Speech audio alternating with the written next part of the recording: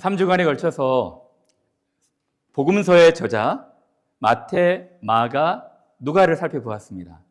오늘은 마지막 요한복음의 저자 요한을 살펴볼 텐데요. 마태, 마가, 누가 설교가 굉장히 저한테는 힘들었어요. 왜냐하면 정보가 많이 없었거든요. 요한복음의 저자 요한에 대한 설교도 어려워요. 왜냐하면 정보가 너무 많아요. 정보가 너무 많아가지고 이걸 어떻게 한 편에 담아낼 수 있을까? 한 두세 편으로 해야 되지 않을까 생각하다가 한 편으로 담아두기로 결정을 했거든요. 이것도 어려웠어요. 그래서 오늘은 요한은 과연 누구일까? 그리고 요한을 많은 분들이 사랑의 사도라고 말하거든요. 과연 요한이 사랑의 사도였을까? 사랑의 사도와 어울리는 그런 사람이었을까? 그런 부분들을 함께 생각해 보려고 합니다. 여러분, 요한은요 굉장히 유명한 저자입니다. 요한복음뿐만 아니라 요한계시록, 요한편지 1, 2, 3 총 요한복음부터 5권을 썼거든요. 근데 요한복음, 요한계시록, 요한 1, 2, 3서 모두가 다 사랑에 관련된 거예요. 그래서 여러분, 제가 보여드리면 너무나도 익숙한 글들을 많이 아실 텐데, 요한은 요한복음에서만 사랑과 관련된 구절이 한 49절 있고요. 사랑에 대한 단어가 한 190개. 그 요한 1서만 사랑과 관련된 구절이 한 39절 있고요. 사랑과 관련된 단어들이 한 거의 100개 정도? 사랑 계속 사랑을 얘기하는 사람이었어요. 한번 볼까요? 하나님이 세상을 이처럼 사랑하사, 요한이 말씀한 거잖아요. 독생자를 주셨다. 너무 유명한 본문 아니겠습니까? 예수님이 세상에 있는 사람들을 사랑하시되, 자기 사람들을 사랑하시되 끝까지, 12제자를 끝까지 사랑하셨다는 것입니다. 이 본문도 되게 유명해요. 또 새 계명을 너에게 주노니 서로 사랑하라. 내가 너희를 사랑한 것처럼 너희도 서로 사랑하라. 너무 유명한 본문 아니겠습니까? 또 요한 1서에도 사랑에 대해서 많이 얘기하고 있어요. 하나님의 사랑이 우리에게 이렇게 나타난 바 되었으니, 하나님이 독생자를 보내심은 우리를 살리려 하심이라. 사랑은 여기 있으니, this is love. 사랑은 이것이다. 이게 바로 사랑이다. 라고 말씀하시는 거예요. 우리가 하나님을 사랑한 것이 아니라 하나님이 우리를 사랑하신 것이다. 그 결과는 아들을 보내신 것이다. 사랑하는 자들아, 하나님이 같이 우리를 사랑하셨은즉 우리도 서로 사랑하는 것이 마땅하도다. 요한은 그의 복음서, 그의 서신, 그의 예언서에 이 사랑이 가득해요. 요한계시록을 쓴 이유도 이 로마의 박해에서 많은 사람들이 힘들어하고 어려워하니까 따뜻한 마음으로 편지한 것이죠. 위로하고 격려하기 위해서 요한계시록을 쓴 것입니다. 힘들고 어렵지만 잘 버텨라. 하나님의 영광이 올 것이다. 이 이야기거든요. 요한은 사랑과 관련돼서 많은 이야기를 했어요. 근데 저의 궁금증은 그것입니다. 요한이 과연 사랑과 어울리는 사람이었을까? 사랑이 그렇게 많은 사람이었을까? 어떨까요? 여러분, 요한에 대해서 제가 한 3가지로 살펴보고자 하는데요. 첫 번째, 요한이 제자로서 임명될 때 예수께서 원래는 요한의 제자였어요. 세례 요한의 제자였습니다. 세례 요한의 제자였다가 세례 요한이 보라, 세상 죄를 지고 가는 하나님의 어린 양이다 해가지고 예수님의 제자가 되고 싶은 마음이 있었는데, 예수께서 세베대의 아들로서 야고보와 요한은 어떤 분들은 쌍둥이라고 하고 어떤 분들은 좀 동생, 나이 차가 좀 있을 것이다. 그래서 야고보와 요한은 형제입니다. 세베대의 아들이었어요. 예수께서 금을 깁는 것을 보시고 아빠가 있는데 야고보와 요한 부르신 거예요, 제자로. 즉시 예수님을 쫓았거든요. 근데 만학자들이 얘기하기로 이때 요한의 나이가 몇 살이었을까? 예수님이 30세쯤 사역을 시작했거든요. 근데 예수님과 요한은 10살 차이가 날 것이라 얘기를 해요. 그러면은 이제 20대예요. 10대 후반? 한 20세 초반? 굉장히 어려요. 베드로가 가장 맏형이었을 것이라 생각하는데 이제 갓 20살 된 어린 친구입니다. 예수께서 나를 따라와서 제자 되라 하고 제자 삼으셨죠. 문제는 이때부터예요. 3년 내내 예수님의 말씀도 이해 못하고 흥분잘하고 급하고 과격하고 다혈질적인 성격 때문에 전혀 사람과는 어울리지 않는 그런 사람이었습니다. 심지어 예수님이 야, 너는 진짜 흥분 잘하고 진짜 성질 잘 내고 성깔 있는 친구구나. 별명을 하나 주어줬어요. 요한의 별명이 무엇이었을까요? 보아너게, 우레의 아들, 천둥의 아들. 어떤 일이 있었냐면요. 예수께서 야고보와 요한 다른 제자들과 함께 사마리아를 통해서 예루살렘으로 내려오는데 사마리아 사람들이 예수님을 싫어하고 배척하는 거예요. 복음을 전했는데 사마리아 사람들이 복음을 듣질 않아요. 그럴 수 있겠죠. 요한은 예수님한테 말합니다. 너무 성깔 있는 친구, 성질 있는 친구가 예수님, 저 사마리아 놈들 우리가 다 불질러 버릴까요? 불질러서 다 죽여버릴까요? 아니면 하나님 앞에 요청해가지고 하늘에서 불을 내려달라고 그래가지고 다 불태워 죽이고 싶습니다. 이런 친구였습니다.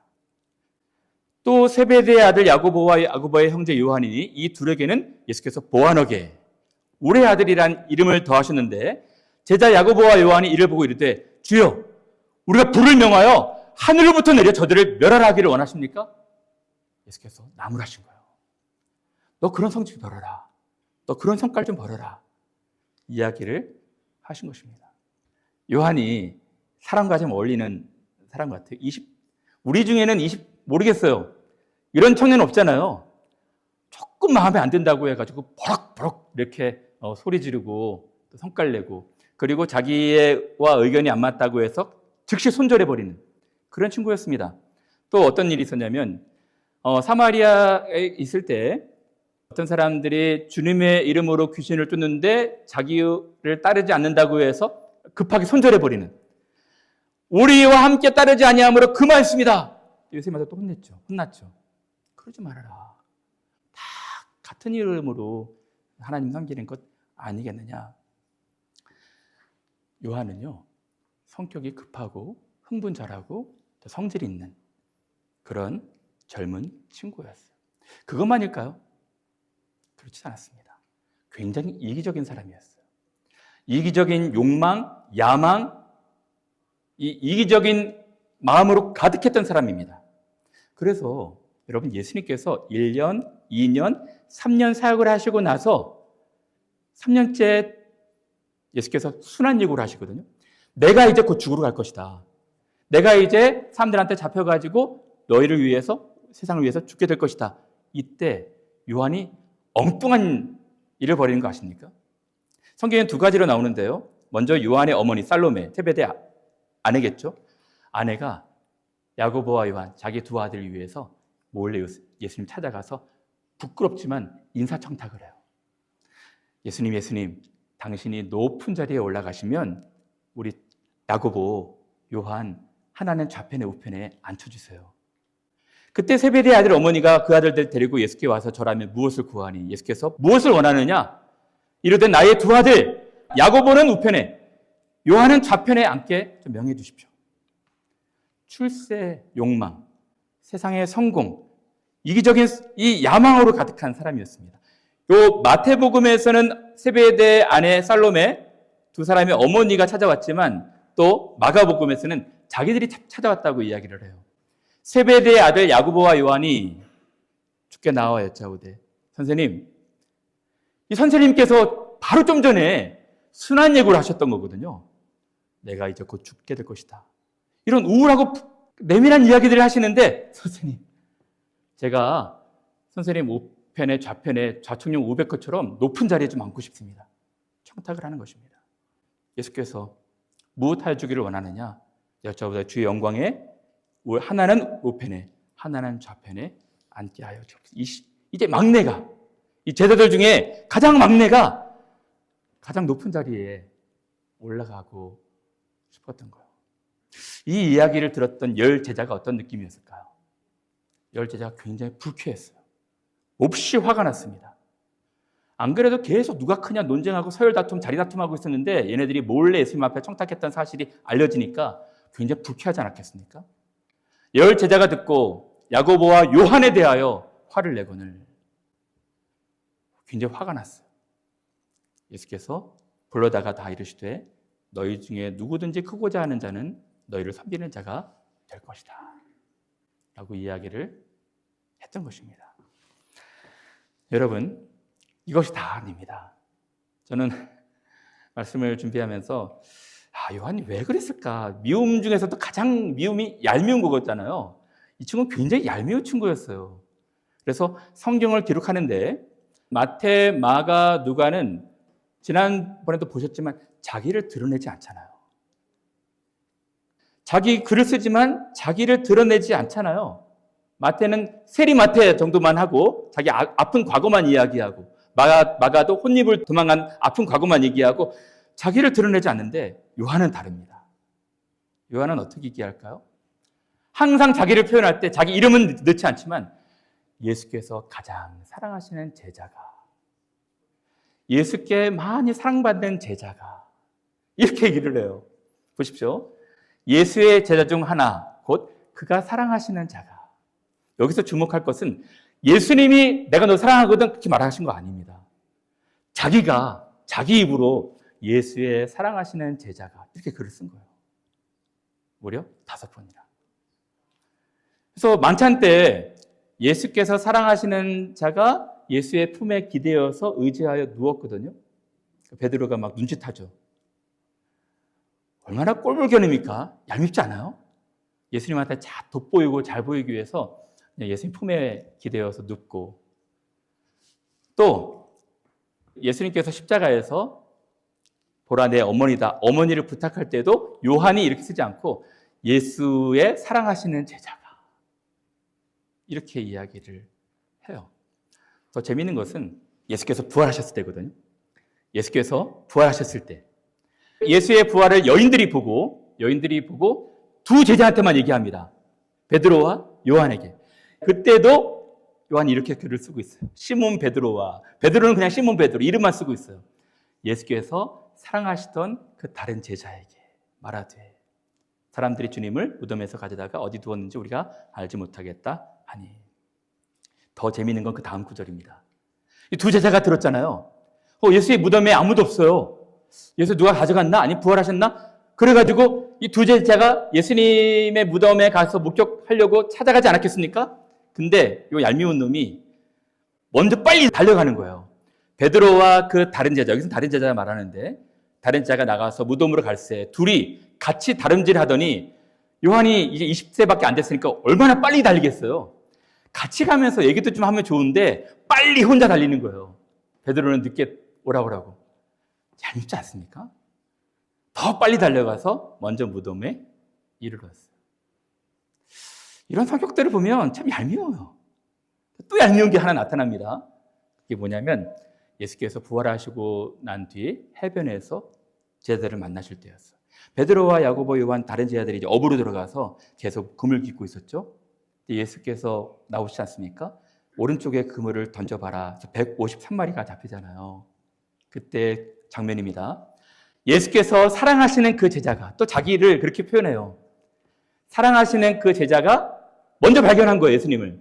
베드로에게 이르되 주님이다! 라고 말했는데 한 발 놓쳐버렸어요. 이때 또 베드로가 먼저 막 옷을 벗고 뛰어내리는 것입니다. 또 질세라. 예수님을 만나기 위해서 주님으로 발견한 사람은 요한이었는데 베드로가 먼저 액션을 했던 것이죠. 어쨌든 예수께서 이 베드로를 만나시고 너 나 사랑하니? 나 사랑하니? 사랑하면 됐다. 3번 말씀하시죠. 그때 요 베드로와 요한의 텐션이 보여요. 경쟁, 이 심리 상태가 보입니다. 베드로가 뭐라 말합니까? 베드로가 돌이켜 예수께서 그 사랑하시는 제자가 따르는 것을 보니 그는 만찬석에서 예수의 품에 의지하여 주님을 파는 자가 누구오니까 묻던 자더라. 베드로가 그를 보고 예수께 여짜오되 주여 이 사람은 어떻게 되겠습니까?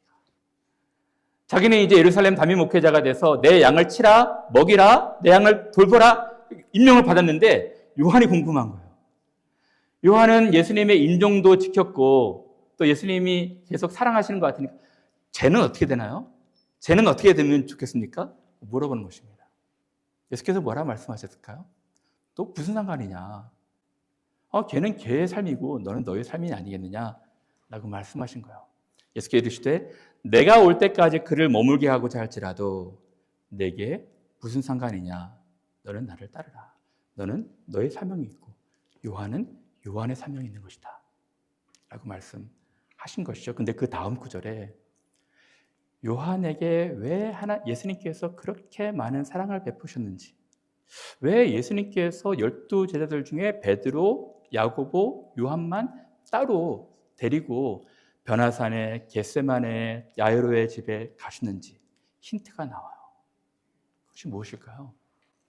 이 말씀이 형제들에게 나가서 그 제자는 죽지 아니하겠다 하였으나 예수의 말씀은 그가 죽지 않겠다 하신 것이 아니라 내가 올 때까지 그를 머물게 하고자 할지라도 내게 무슨 상관이냐 하신 것이라라. 어떤 분들이 얘기합니다. 어떤 의미에서 예수님께서 제자들 중에 12제자를 공평하게 페어하게 다루셔야 되는데 세 사람만, 베드로, 야고보, 요한만 다른 장소에, 내밀한 장소에 세 사람만 데려가서 편애를 조장한 것 아니겠느냐, 갈등을 조장한 것 아니겠느냐, 그렇게 말씀하시는 분들이 있는데요. 예수님의 다 뜻과 의도와 목적이 있는 것입니다.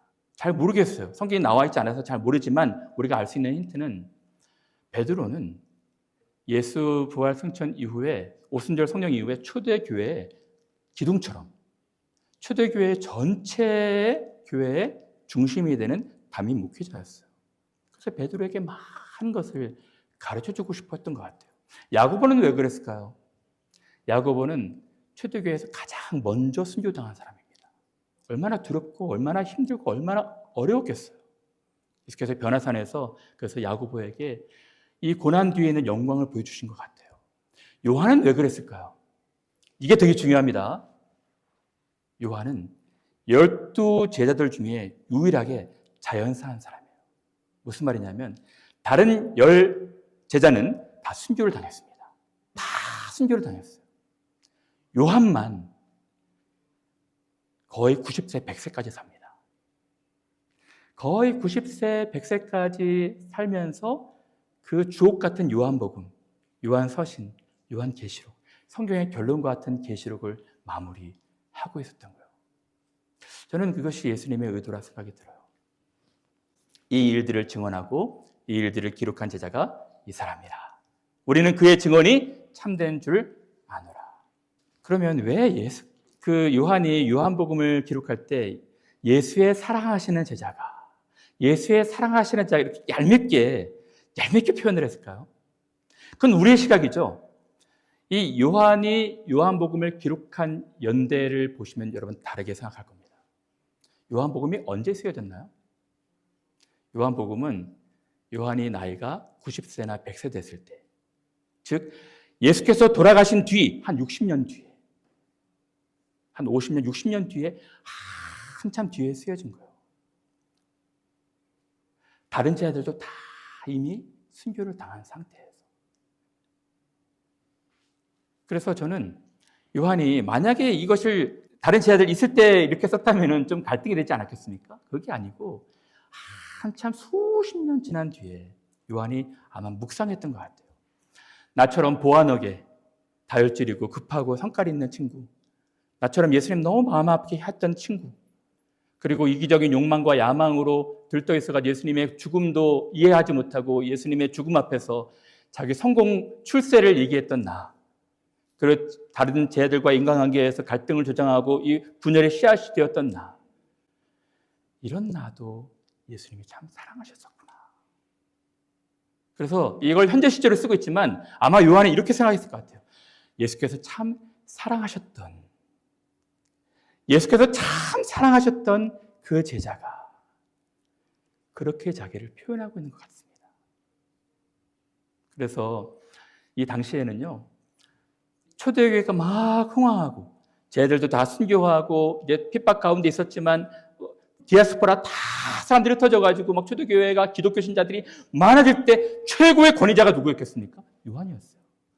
요한은 생전에 있는 예수님의 유일한 제자였잖아요. 얼마나 많은 권위를 가졌겠습니까? 모든 사람들이 다 요한을 주목하고 있었을 거예요. 에베소에서 사역하고 있는 요한. 요한은 자기는 그런 만한 사람이 아니다. 그냥 예수님께서 참 사랑하셨던 제자 중 한 사람이었다 라고 표현을 했던 것 같아요. 사랑하는 여러분, 요한은 변화되기 시작합니다. 그 좌충우돌하고 그 혈기 왕성하고 그 성깔 부리는 친구가 야망과 욕망으로 세상만 바라보고 있었던 친구가 관계에서 전혀 화평케 하는 자가 아니었고 이 갈등의 씨앗이었던 요한이 바뀌고 있어요. 먼저는 어떻게 바뀌는 줄 아십니까? 오순절 성령 이후로 베드로와 단짝 친구가 됩니다. 여러분 복음서에서는 이런 기록이 없는데요. 제9시 기도 시간에 베드로와 요한이 단짝 친구가 돼서 성전으로 올라가고 있어요. 그리고 어떤 다리 못 서는 사람이 무엇을 얻을까 하여 구걸하면서 선생님 뭘 주십시오. 베드로가 나서지 않습니다. 베드로가 요한과 더불어 주목하여 우리를 보라. 우리라는 복수를 사용하고 있는 거예요. 이제 예수님의 깊은 사랑을 경험하고 단짝 친구가 되고 있습니다. 어떤 사랑을 경험했을까요? 요한이 한 90세에서 100세 됐을 때 한 60여 년 전의 일들을 돌아보면서 예수께서 자기 제자들을 사랑하실 때 끝까지 사랑하신 거예요. 그 중엔 가룟 유다도 포함됐을 것입니다. 끝까지 좌충우돌하고 또 이해도 더디고 능력도 부족하고 뭐가 나고 누가 크냐 늘 논쟁하는 사람들이었지만 끝까지 사랑하는 그 모습. 그리고 자기 같은 사람들 자녀라 일컬음을 받기도 부족한데 제자 중 한 사람으로 자기를 불러서 구원하신 것도 감사한데 충성되 여겨 직분을 맡기신 것 얼마나 고마웠겠습니까? 그리고 예수님의 사랑, 어떤 사랑? 자기를 위해서 기도하는 사랑. 그래서 요한복음 17장에는 자기를 위해서 기도하는 내용을 담고 있잖아요. 아버지여 제게 주신 자 나 있는 곳에 나와 함께 있어서 아버지께서 영광을 그들로 보게 하시기를 원합니다. 여러분, 요한은 이 3년 동안 사랑을 받고 있었지만 많은 부분 모르고 있었을 거예요. 근데 예수님이 돌아가시고 부활하신 이후에 돌이켜보니까 참 내가 사랑을 많이 받고 있었구나. 참 이렇게 모지르고 참 어렵게 한 사람이었는데 정말 예수님은 나를 사랑하시고 나를 위해서 기도하셨구나. 이 사랑을 한 거예요. 여러분, 사랑을 많이 경험을 하게 되면 사랑할 수 있게 되는 것입니다. 예수님의 사랑을 많이 경험하면 할수록 여러분들도 이제 형제를 사랑할 수 있게 되는 거예요. 이것이 원칙입니다. 제가 세 번째 끝으로 드리고 싶은 말씀은 이것입니다. 어떻게 우리가 사랑할 수 있을까? 예수님은 하나님 사랑하고 이웃 사랑하는 것, 이것이 성경 전체의 핵심 메시지라고 말하고 있거든요. 우리가 참 힘든 게 가까운 사람들 사랑하는 거잖아요. 남편과 아내, 자녀와 부모, 또 함께 이웃들, 교인들, 친구들 힘들잖아요. 사랑 쉽습니까? 어려워요. 제가 어떻게 사랑할 수 있을까? 그 원칙만 잠깐 생각해보고 마쳤으면 좋겠는데요. 답은 이것입니다. 새 계명을 너에게 주노니 서로 사랑하라. 내가 너희를 사랑한 것처럼 너희도 서로 사랑하라. 세상 사람들의 사랑의 방식이 무엇입니까? 우리 사랑합시다. 사랑합시다. 우리가 열심히 한번 사랑해봅시다. 캠페인 벌리고 슬로건 내가 알고 한번 사랑해봅시다. 이것이거든요. 우린 다르다는 거예요. 여러분, 사랑합시다. 사랑합시다. 열심히 사랑해봅시다. 이것은 율법주의예요. 우리 스스로, 우리의 노력으로, 우리의 힘으로, 우리의 의지로 사랑하려고 하는 거예요. 되나요? 잘 안 돼요. 그래서 예수께서 사랑하는 방법을 가르치셨어요. 무엇입니까? 복음을 먼저 깊이 생각해 보라는 거예요. 어떤 복음? 예수님이 우리를 어떻게 사랑하셨는지. 내가 너희를 사랑한 것을 먼저 묵상하라. 내가 너희를 사랑한 것처럼 너희도 서로 사랑하라. 내가 너희를 사랑한 것은 복음입니다. 너희가 서로 사랑하라는 것은 율법이에요. 우리가 행하는 법입니다. 근데 우리가 행하는 법 전에 먼저 우리가 행해야 될 것이 무엇이냐면 내가 너희를 사랑한 것처럼. 그러니까 여러분들이 해야 될 것이 뭐냐면 예수님이 우리를 어떻게 사랑하셨는가. 하나님이, 주님이 우리를 어떻게 사랑하셨는가를 깊이 생각하는 거예요. 그러면 질문은 예수님, 하나님이 우리를 어떻게 사랑하셨나요? 하나님의 사랑, 경험하면 경험할수록 풍성하게 경험하면 할수록 이 사랑이 서로 사랑할 수 있도록 흘러간다는 것이거든요. 그러면 하나님의 사랑, 그 사랑의 본질은 무엇일까요? 두 가지로만 말씀을 드릴까 합니다. 하나님 우리를 어떻게 사랑하셨을까요? 하나님의 사랑을 여러분들이 깊이 인식하기 위해서는 구약에서는 헤세드, 구약의 사랑은 헤세드거든요. 인자하심, 자비하심. 이 헤세드가 헬라어로 번역될 때 아가페로 번역이 됩니다. 신약에서.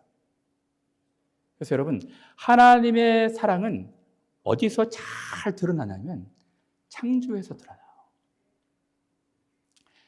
헤세드, 아가페의 사랑이 무엇입니까? 아무 대가 없이, 아무 조건 없이 거저 주는 것이 사랑 아니겠습니까? 그 사랑의 본질은 창조입니다. 그래서 시편 136편에 여호와께 감사하라. 1절부터 마지막 26절까지 다 똑같은 말씀으로 여호와께 감사하라. 그는 선하시며 그 인자하심이 영원하미로다. 헤세드죠. 근데 이 헤세드를 말하면서 맨 먼저 언급한 것은 창조예요. 지혜로 하늘을 지으신 이에게 감사하라. 그 인자하심이, 그 헤세드가, 그 아가페가 대가 없이 조건 없이 그냥 아낌없이 주는 그 사랑은 영원하다는 것입니다. 해로운 낮을 주관하게 하신 이에게 감사하라. 그 인자하심, 헤세드, 아가페가 영원하다는 것입니다. 달과 별들로 밤을 주관하신 이에게 감사하라. 그 인자하심이 영원하미로다. 여러분, 이 하나님의 사랑을 아시나요? 하나님이 주신 해와 달과 별과 공기와 이 모든 자연 환경, 이 사람, 이웃, 사회, 하나님이 다 주신 거예요. 대가 바라보고 우리에게 어떤 것을 얻으려고 그렇지 않습니다. 그냥 주신 거예요. 이것이 헤세드입니다. 이것이 아가페예요. 이 사랑은 더 나아갑니다. 주인된 우리를 위해서 창조하신 이후에 저로 모든 것을 다 손상시키고 망가뜨려버린 우리를 위해서 아들을 주시잖아요. 희생하시지 않습니까? 사랑은 여기 This is love. 이것이 사랑이라는 것입니다. 이것이 사랑이라는 거예요. 우리가 하나님을 사랑한 것이 아니에요. 하나님 우리를 사랑하사 우리 죄를 속하기 위하여 화목제물로 그 아들을 보내셨습니다. 여러분, 우리가 어떻게 사랑할 수 있을까요? 하나님의 사랑을 묵상하는 거예요. 내가 너희를 사랑한 것처럼. 하나님이, 주님이, 예수님이 우리를 어떻게 사랑하셨는지 깊이 묵상하면 그 창조의 섭리와 은혜, 또 자기의 독생자를 아낌없이 내어주신 은혜를 생각하면 서로 사랑할 수가 있다는 것입니다. 그래서 요한 1서 버전으로는 이것입니다. 사랑하는 자들아, 하나님이 이같이 우리를 사랑하셨은지요. 이게 복음이죠. 우리가 행하는 것은 서로 사랑하는 것이 마땅하도다.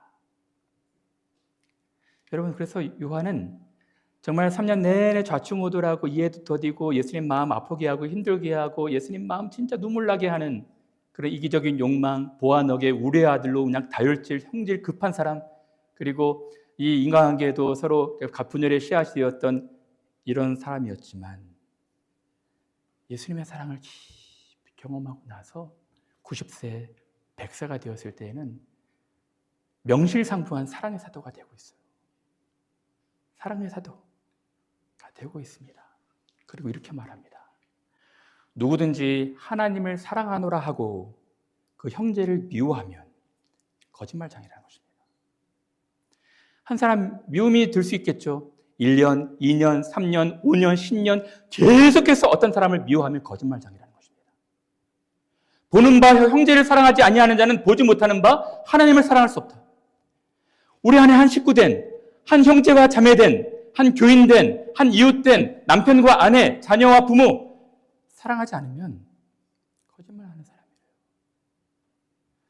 하나님의 사랑이 풍성해지면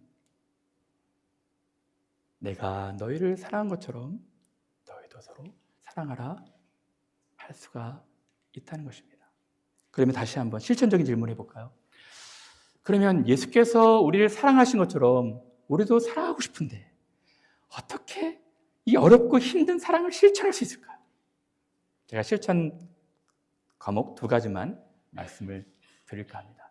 저는 예수님께서 내가 너희를 사랑한 것처럼 너희도 서로 사랑하라 말씀하실 때 예수님의 사랑을 기대했다고 생각하진 않아요. 예수님의 사랑은 십자가를 지고 그를 위해서 우리가 대신 죽는 그 사랑 아니겠습니까? 그게 가능하겠습니까? 아니, 한 사람을 위해서 예수님처럼 자기의 모든 것, 시간, 에너지, 물질뿐만 아니라 자기 목숨까지 내어놓는다는 것이 그것이 가능하겠냐고요. 예수께서도 그걸 기대하셨겠냐고요. 물론 최대치의 사랑, 우리 최대치의 사랑은 궁극적인 예수님의 사랑을 닮아가는 것이지만 예수님도 내가 너희를 사랑한 것처럼 라고 말씀하실 때 그를 위해서 목숨 버리는 사랑보다는 예수님의 사랑 안에 있는 요소들을 실천하기를 바라셨던 것 같아요. 그러면 예수님께서 내가 너희를 사랑하셨다 할 때 어떤 예수님의 사랑이 발견될까요? 그래서 저는 많이 있겠지만 두 가지로만 짧게 말씀을 드리고 이 사랑을 실천했으면 좋겠어요. 두 가지가 무엇일까요? 첫 번째는 불쌍히 여기는 것입니다. 한 지체를, 한 영혼을 긍휼히 여기는 거예요. 예수님의 사랑은 우리가 너무 이쁘고 너무 아름답고 너무 대견하고 너무 좋아서 사랑하신 것이 아니고요. 예수님의 사랑의 본질은 긍휼히 여기는 것이었어요. 예수께서 나오사 오병이어 기적을 베푸시기 전에 자기를 한 2만 명 정도가 막 따르려고 하다가 다 뿔뿔이 흩어져가지고 너희도 가렸느냐 예수께서 다 아셨거든요. 자기 이 말씀은 어렵기도 하고 다 떠나는 것을 다 아셨어요. 그럼에도 불구하고 그들을 불쌍히 여기셨습니다. 불쌍히 여기시고 이에 여러 가지로 가르치시더라.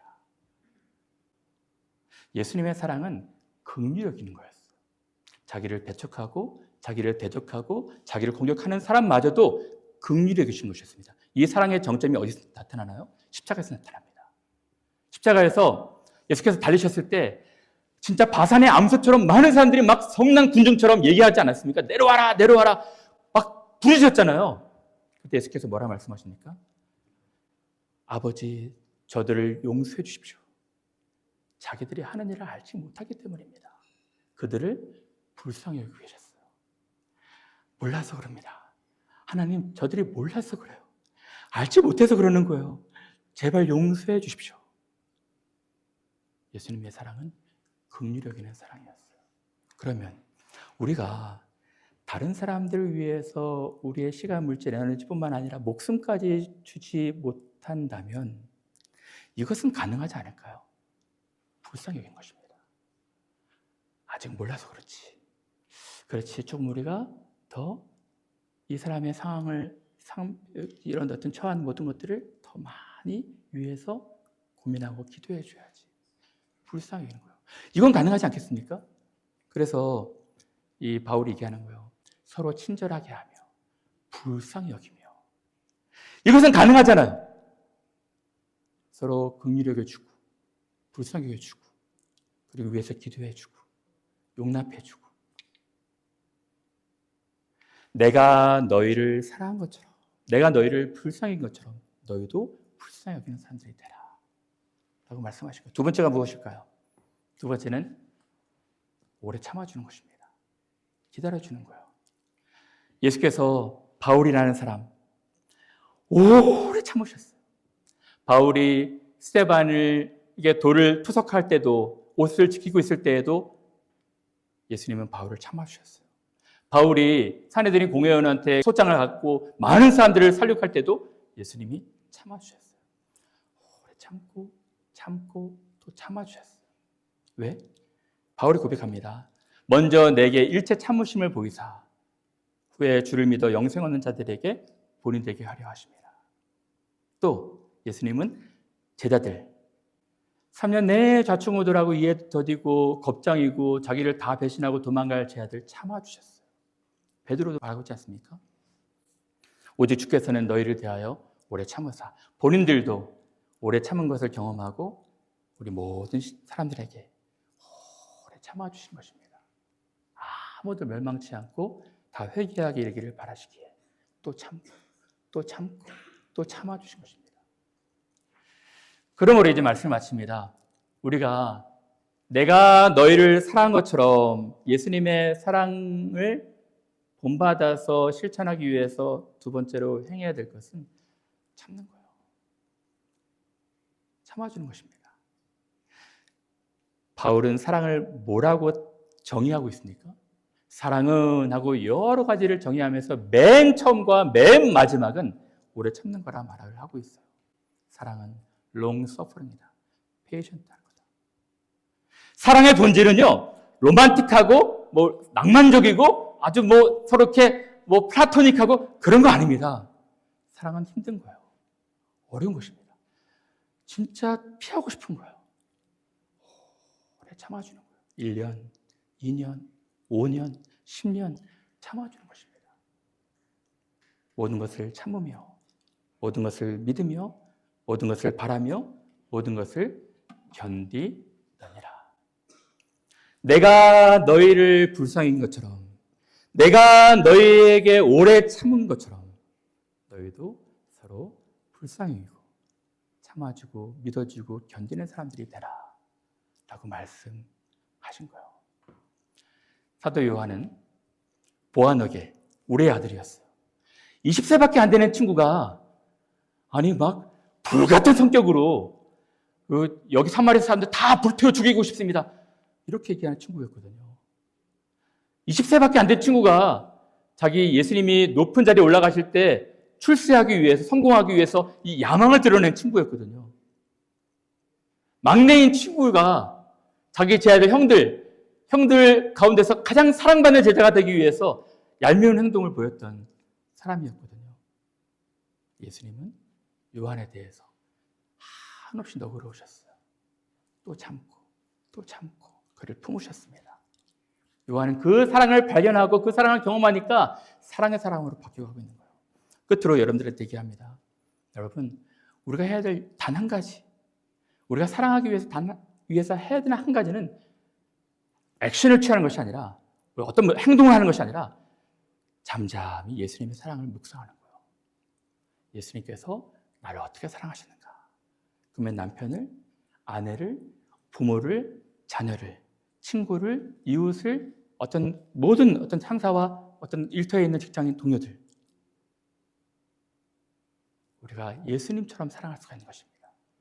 사랑하는 여러분, 변화된 요한처럼 우리도 변화로 나아가는 우리 귀한 주님의 제자가 되기를 간절히